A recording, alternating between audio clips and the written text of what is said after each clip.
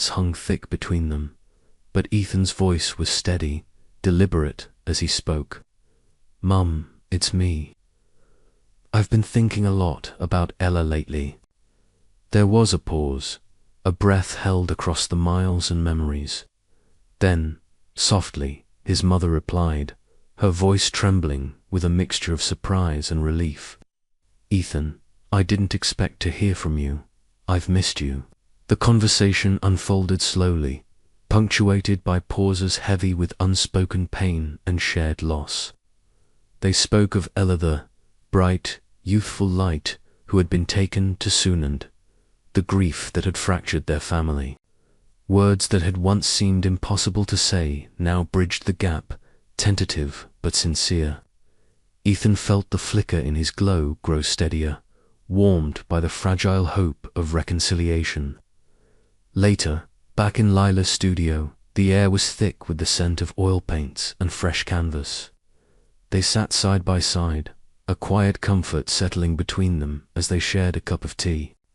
The mingling of their emotional lights created a soft, warm aura that filled the room, a tangible symbol of their growing bond. Lila looked at Ethan, her eyes reflecting the depth of her support. "You did something brave today," she said gently, reaching out like that's the first step toward healing. Ethan nodded, a tentative smile breaking through. "It's scary, but I want to try. For Ella, for myself, and for us." Their conversation drifted toward forgiveness and second chances, the themes that had come to define their journey. In the quiet intimacy of the moment, they found not only solace, but the promise of a future where their lights could shine uninhibited. As the night deepened, the town's luminescence outside their windows mirrored the transformation within. The emotional glow that had once seemed so fragile now burned with newfound strength. In that small studio, surrounded by colors and memories, Ethan and Lila took another step forward together. But even as hope blossomed, the shadows of doubt lingered at the edges, whispering questions of whether past wounds could ever truly fade. Yet, for the first time in a long while, those whispers were met with a resolute, lighter, shared determination to build bridges where once there were walls. The night was far from over, and their story was just beginning to unfold anew. The night had wrapped the quaint town in its familiar blanket of stars and glowing auras, the emotional light of its people casting a gentle shimmer over every rooftop and cobblestone street. Lila found herself once again drawn to the quiet refuge of the wooden bench overlooking the heart of the town, the same spot where she and Ethan had shared so many small, unspoken moments before. Tonight, the air was cool with a hint of early autumn, carrying a faint scent of damp earth and distant wood smoke that settled softly around them. Ethan sat beside her, his presence calm, steady. Neither spoke at first, letting the silence stretch comfortably between them, filled only by the soft hum of the town's collective glow and the occasional rustle of leaves stirred by a gentle breeze. Their shadows merged beneath them, long and dark, a contrast to the light that flickered faintly from their chests. It was a light that had once been so dim, so guarded, but now it pulsed with a quiet resilience, tentative yet growing. "I've been thinking," Ethan finally broke the silence, his voice low and careful, "about how much easier it is to hide in the shadows. Sometimes it feels safer not to let anyone see the cracks, but I'm learning. Maybe the cracks are where the light comes in." Lila turned to him, catching the flicker of vulnerability in his thoughtful eyes. "I know what you mean," she said softly. "It's terrifying to open up, especially when you've been hurt. But I've realized that if I don't try, I'll never move past the grief or find joy again." Their hands found each other's, fingers intertwining naturally, grounding them in the moment. The dim glow between them brightened just a fraction, as if their shared courage fed the light. Later, in the cozy warmth of Ethan's bookstore, the walls lined with well-worn spines and quiet memories. The lamplight threw soft pools of gold across the room. Ethan pulled a small book of poetry from a shelf and began reading aloud, his voice steady and rich with gentle emotion. Leela listened, letting the words wash over her poems of hope, loss, and renewal, each line a thread, weaving them closer together. "The wound is the place where the light enters you," Ethan quoted, his eyes meeting hers. "Rumi, it feels like that sometimes, doesn't it? Like our pain is part of what lets us feel deeply, love fiercely." Lila nodded, a tear slipping free despite her efforts to hold it back. "I want to believe that. I want to paint that truth. But some days, it's hard to find the courage." Back in her studio, surrounded by canvases that bore the marks of her struggle, Leela wrestled with the brush in her hand. The blank space before her was both a challenge and an invitation. Every stroke of paint felt like a battle between the shadows of her grief and the flickering hope she was learning to nurture.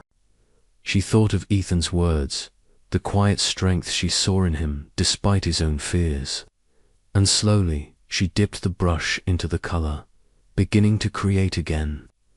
Outside, a soft rain began to fall, tapping gently against the window panes. Inside, the world felt small and safe. Leela and Ethan sat close, their hands clasped tightly as the rhythmic sound of the rain became a steady heartbeat for the night. They talked about their fears, their setbacks, the moments when doubt crept in unbidden, and yet, in that shared space of honesty and trust, the shadows seemed less daunting, a part of the tapestry rather than a barrier to their light. "We don't have to be perfect," Leela whispered. "Maybe it's enough that we're trying, together." Ethan smiled, the glow from his chest flaring softly in response. "Together," he echoed. As the night deepened, the town's glow around them flickered like a living thing, a reminder that even in the darkest moments, light could be found, nurtured, and shared. And for Leela and Ethan, it was in these shared shadows that their brightest hopes began to take shape. But even as comfort settled over them, an unspoken question lingered in the air. How much of their past pain could they truly leave behind? And what new challenges awaited them as they stepped into the light of their growing love? The answer, like the town's glow, was waiting to be discovered, one flicker at a time. The morning light filtered softly through the tall windows of my studio, casting gentle shadows over the scattered canvases and tubes of paint that littered the floor. I stood in front of the easel, brush poised in hand, staring at the blank canvas as if it held the answers to questions I had been too afraid to ask. For so long, grief had been the weight anchoring me to a place of quiet numbness, a dimming of that once radiant emotional glow that the town's nights so vividly displayed. But today felt different. Today, I was ready to face the shadows. I dipped the brush into a pool of deep blue, the color of twilight and sorrow, and laid the first stroke across the canvas. It was heavy, deliberate, a confession in pigment. Memories of Grace whispered through my mind, his laughter, the curve of his smile, the suddenness of his absence. Each stroke was a step closer to that delicate balance between holding on and letting go. Around me, the studio seemed to breathe with me, the familiar scent of oil paint and turpentine mingling with the crisp morning air. Hours passed, though I scarcely noticed. The colors began to shift. The dark blues softened into warm ambers and golds, hues that spoke of hope and healing. My hand moved with new purpose, guided by a quiet determination that surprised me. The glow I felt inside was steady now, no longer flickering with doubt or fear, but grounded in peaceful acceptance. This painting was not just a piece of art. It was my manifesto, my way of telling the world and myself that I was ready to live again. Later, I found myself in Maggie's cafe, the comforting clatter of cups and the rich aroma of coffee wrapping around us like a familiar embrace. Maggie's bright red curls bounced as she smiled, her eyes shining with encouragement. "You look different," she said, her voice warm, "like you found a piece of yourself you thought was lost." I laughed softly, feeling a lightness I hadn't known in a long time. "I'm learning to paint my grief instead of running from it." She reached across the table, squeezing my hand. "That's brave, Lila, and it shows. Your glow, it's steady, it's real." Her words settled in me like a gentle tide, washing away the lingering doubts. For the first time in months, I felt connected, not just to Maggie and the community, but to myself. That evening, Ethan and I walked together along the softly glowing streets of the town. The familiar lights shimmered around us, casting a warm glow that felt like a tangible thread weaving us closer. Our hands brushed, a small spark that sent a comforting warmth through me. We talked not about the past pain that had haunted us, but about the future, tentative and uncertain, but full of possibility. "I'm afraid sometimes," Ethan admitted quietly, his voice barely above the rustling leaves. "Afraid that opening up means risking everything I've tried to protect." I nodded, feeling my own fears mirrored in his. "But maybe it's worth the risk. Maybe that's how we find the light again." His eyes met mine, a flicker of something unspoken glowing there. In that moment, the town's lights seemed to pulse in time with our hearts, a silent promise of second chances. Later that night, I stepped onto the porch, the cool air wrapping around me as I looked out over the town bathed in its nightly glow. The emotional lights flickered gently, townspeople's hearts shining in myriad colors. I breathed deeply, feeling the warmth within myself, a glow no longer fragile or uncertain, but steady and sure. I thought of Grace, of all I had lost and all I still had to gain. The painting waiting in my studio was more than a work of art. It was a testament to the power of letting go while holding close the memories that shape us. I was ready to live fully again, to love, to create, to shine. And as the night deepened, with the town's lights like stars fall into earth, I whispered to the darkness, "I am here, I am ready." The journey was far from over, but for the first time in a long time, I felt the steady warmth of hope glowing within me, a light that would not be extinguished. I turned back inside, the door closing softly behind me, ready to face whatever dawn might bring. The subtle chime of the bookstore's bell echoed as Ethan stepped inside, the familiar scent of aged paper and polished wood wrapping around him like a comforting embrace. Tonight, the shop was quiet, but for a small gathering of familiar faces, invited by Maggie to share in a moment of warmth and connection. Ethan's heart pulsed gently, the light within him a soft amber glow that seemed to flicker with nervous anticipation. He cleared his throat softly, feeling the weight of eyes on him, not with judgment, but with expectation and kindness. Taking a deep breath, Ethan reached for a slim volume of poetry resting on the counter. The words within had long been a refuge, a way to express what he often found hard to speak aloud. As he began to read, his voice steady but tender, the light in his chest began to grow, a steady flame replacing the hesitant flicker it had been for so long. "Even in the shadows, there's a light that never dies," he recited, the poetry resonating deeply with the emotions he had kept locked away. Each stanza revealed pieces of his guarded soul, the loss of Ella, his fears of opening up, the loneliness that had dimmed his glow for years. But here, surrounded by friends who understood, his light was no longer a faint whisper. It was a beacon. Lila sat nearby, her eyes fixed on Ethan with a blend of admiration and something softer hope. Her own glow, which had wavered through months of grief, pulsed a little stronger in response to his vulnerability.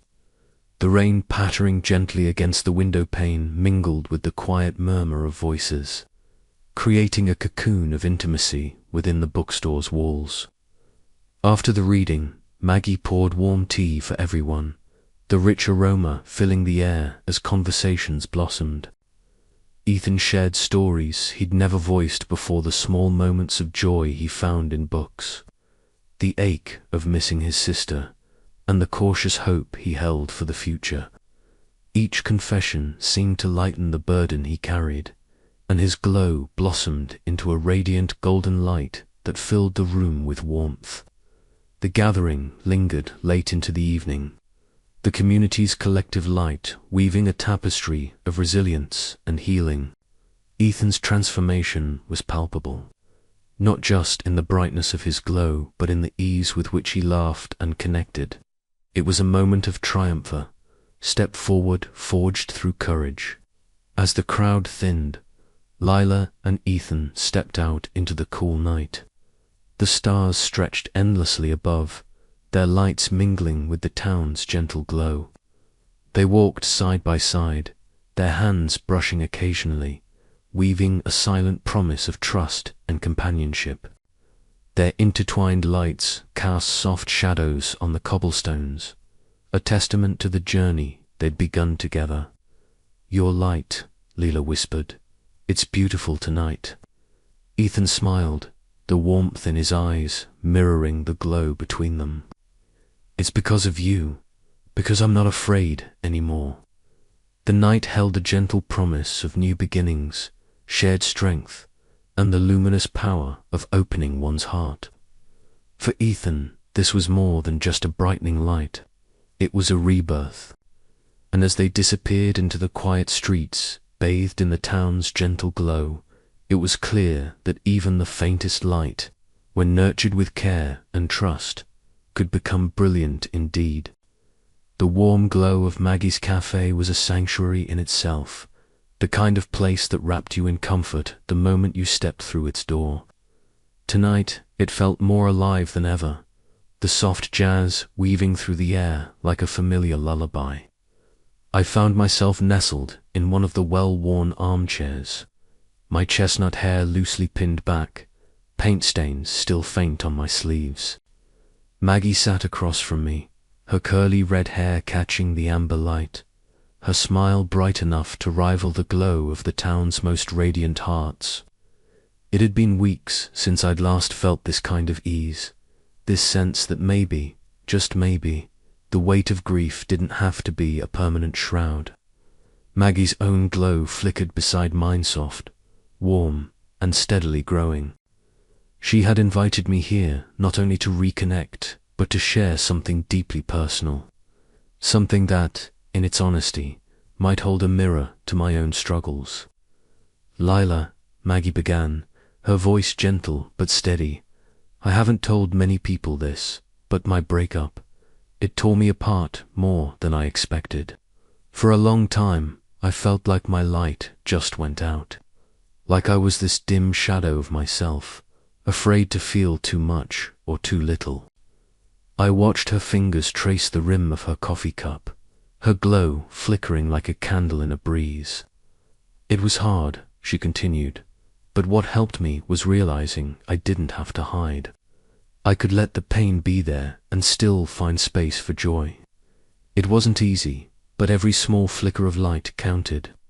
Her words wrapped around me like a bomb, stirring feelings I'd buried deep beneath layers of sorrow. I thought about Grace, his laughter, his warmth, the way our love had painted my world in colors I never wanted to lose. And yet, here was Maggie, shining despite the cracks in her own heart. "How did you do it?" I asked softly, my voice barely above a whisper. Maggie's eyes sparkled with a mixture of vulnerability and strength. "By leaning into the people who cared, by letting myself be seen, even when it was scary. This town, our community, it's filled with people who understand. We hold each other up."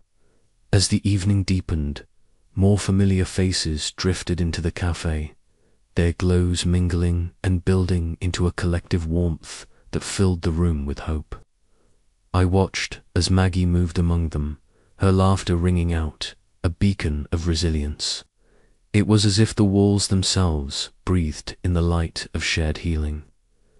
Later, when the crowd had thinned and the night outside had settled into a watercolor wash of blues and purples, Maggie took my hands in hers. Our glows intertwined a quiet promise hanging between us. "You're not alone, Leela," she said softly. "We're in this together."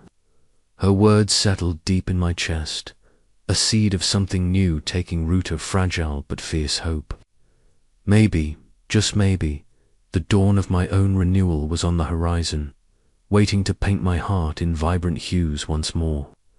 As I left the cafe that night, the cool air kissed my cheeks, and I looked up to see the town's emotional lights pulsing gently in the darkness.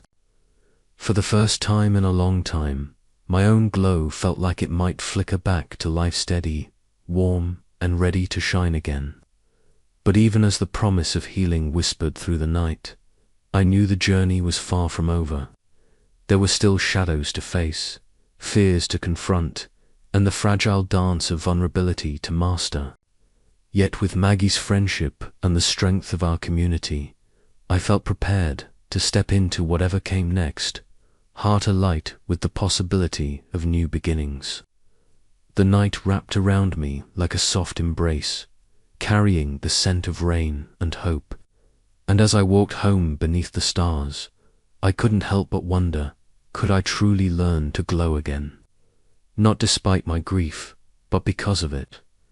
The answer, I sensed, was waiting in the light we shared and in the courage to be seen. Just as I was about to close my door, a gentle knock stopped me.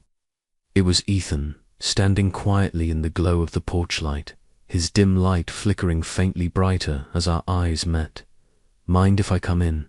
he asked, voice low but steady. In that moment, the shadows didn't seem quite so dark anymore, and I knew that whatever lay ahead, we would face it together, two flickering lights ready to burn brighter, side by side. The air was thick with the scent of old paper and polished wood as Jonas Reed pushed open the heavy oak door to the town hall's archives. Dust motes floated lazily in the narrow shafts of sunlight that pierced through the small, grimy windows, casting a soft golden haze over rows of filing cabinets and shelves burdened with leather-bound volumes. Lila followed closely behind, her chestnut hair catching the light, while Ethan's muted glow shimmered faintly in the dim space, his dark eyes reflecting the flickering light. "I've been meaning to show you both this," Jonas said, his voice low and reverent. "It's a manuscript I found hidden among some old town records last week. No one's seen it in decades." Curiosity pried at Leela's heart, urging her forward as they gathered around a battered wooden table. Jonas carefully removed the fragile book, its cover cracked and faded, pages yellowed with age. The manuscript bore the town's old seal, a glowing heart entwined with delicate vines, symbolizing the intertwining of emotion and community that had defined their home for generations. "This," Jonas began, "is an account of the original ritual that the founders of our town celebrated, a ceremony, embracing emotional vulnerability as a path to healing and connection." Leela traced the delicate script with her fingertips, each word evoking images of gatherings where townsfolk would share their fears and joys beneath the night sky, their hearts glowing brighter with each honest confession.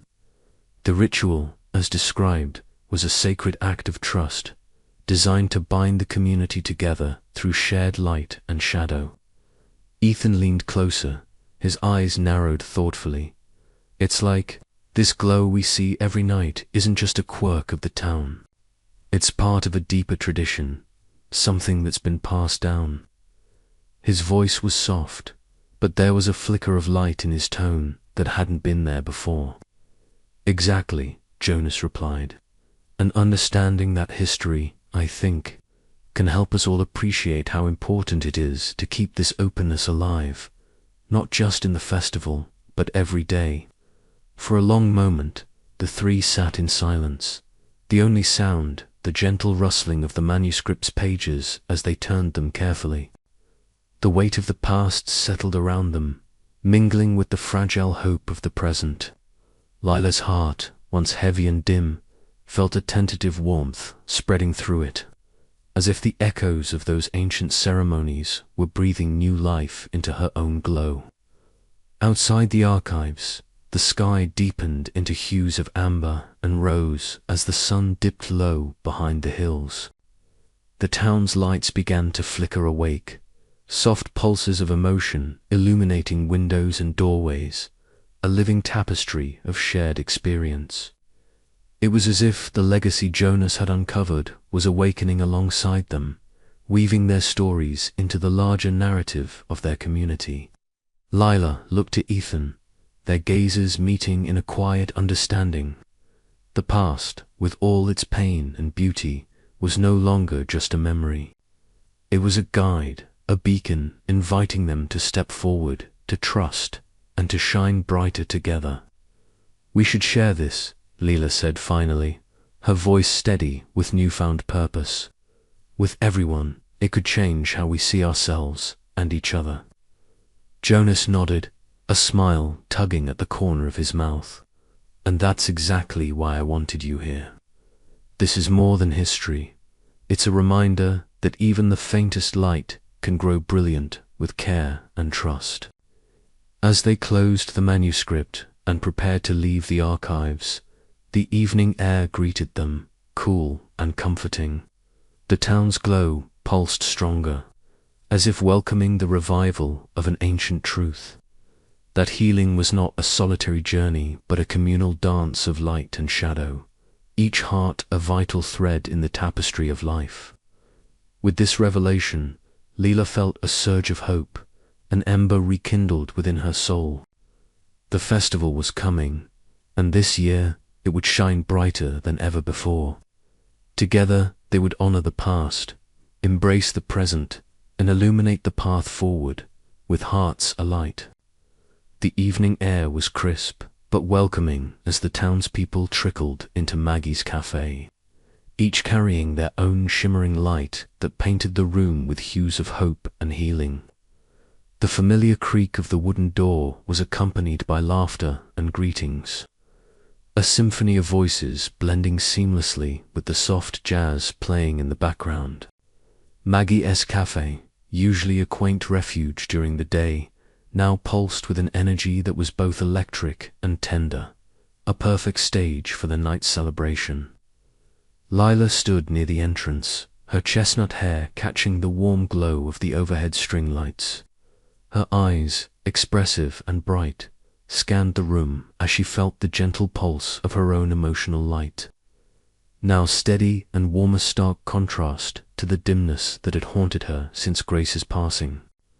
The paint stains on her worn clothes seemed almost to shimmer in the soft illumination, a testament to her rekindled passion. Ethan was already there, leaning against the far wall beside the rows of bookshelves he so carefully curated. The quiet intensity in his thoughtful eyes met Lila's gaze, and she saw his glower, soft, golden hue flicker and grow stronger as their eyes locked. His dark hair tousled slightly, and the cozy sweater he wore seemed to envelop him in a comforting embrace, much like the one he had offered her these past weeks. Maggie bustled through the room, her curly red hair bouncing with each step, her bright smile contagious. She moved from group to group, offering warm embraces and heartfelt words that seemed to ignite the emotional light in everyone she touched. Sammy, her younger brother, darted around with youthful enthusiasm, his glow a vibrant blue that seemed to pulse with the promise of the future. Jonas Reed took his place near the fireplace, adjusting his glasses as the room gradually quieted in anticipation. His silver-streaked hair caught the light as he began to speak, weaving tales of the town's history, history steeped in the magic of emotional light. His voice was steady, carrying the weight of generations.